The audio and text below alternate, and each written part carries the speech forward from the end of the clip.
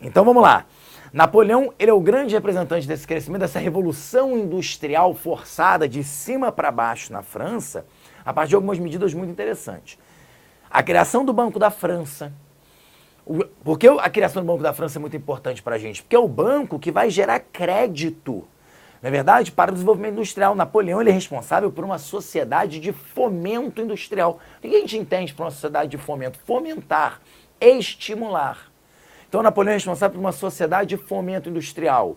Ou seja, ele vai criar o banco, vai estimular os bancos a gerar crédito. Perfeito? Então, o crédito é fundamental para qualquer economia que quer se desenvolver. É nesse momento que vai ser estabelecido o franco, né, como uma moeda oficial da França. Os assignats, uma espécie de moeda revolucionária criada lá na primeira fase da Revolução, ela é uma moeda temporária, ela vai ser substituída pelo franco, uma moeda forte que só foi substituída pelo euro.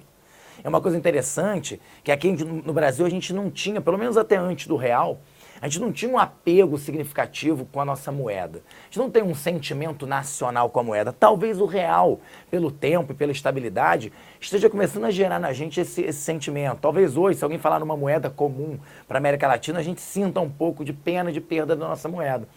Mas até então a gente não tinha. Mas diferente dos povos europeus. Os povos europeus tiveram sempre uma ligação histórica, nacional com a sua moeda. Então o franco, uma moeda forte naquele momento, né? O Banco da França, tudo isso vai ajudar a fomentar essa sociedade. Perfeito? Outra coisa muito importante foram as obras públicas feitas por Napoleão. Que, na verdade, gente, leva aí para as tuas aulas, para qualquer aula, quando a gente falar que o governo promoveu obra pública, é porque, na verdade, a gente está conseguindo 3 objetivos com essas atitudes, com essas obras. Quais são os 3 fatores importantíssimos? Primeiro, infraestrutura. Obra pública normalmente ataca em questão de infraestrutura. Construção civil. Nossa, a construção civil, o próprio governo brasileiro tem investido bastante em construção civil. Por quê?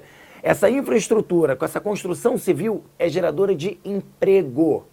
Então você gera infraestrutura, você gera emprego, que era um grande problema da França, não é verdade? E você, obviamente, se gera emprego, você cresce com o seu mercado consumidor.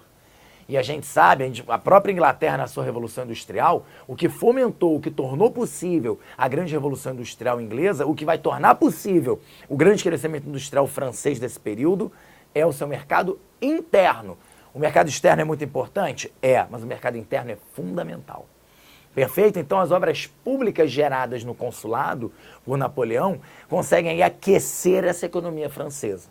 Perfeito? Outra coisa muito importante, os liceus.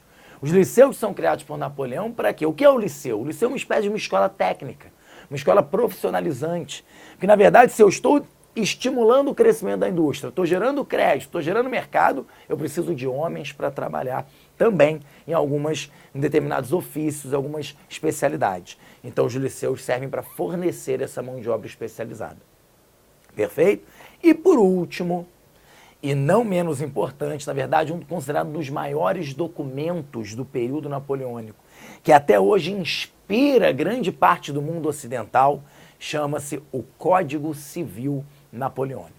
Em 1804 fica pronto esse grande material, esse grande livro, esse grande código, tá? Um Código Civil que é uma referência para praticamente todos os códigos civis, inclusive o brasileiro. Perfeito? Qual é a importância de um Código Civil? Gente, o Código Civil ele vem trazer para a gente as regras, como funciona a nossa sociedade civil, o seu comportamento, as suas relações econômicas, as suas relações de parentesco, como é que funciona, por exemplo, compra, venda, herança. Né? Essa coisa quando fala assim, ai meu filho, eu vou te deserdar. Né? Você fala, isso é tudo mentira. Pode fazer a besteira, te deserdar, ele não vai. Porque pelo Código Civil brasileiro, não tem como um pai deserdar o seu filho. Entende? Mas peraí, professor, o Código Civil interfere nessas questões de patrimônio? Claro. Qual é a função do Código Civil napoleônico? Era a função de estabelecer, de concretizar uma sociedade de características burguesas.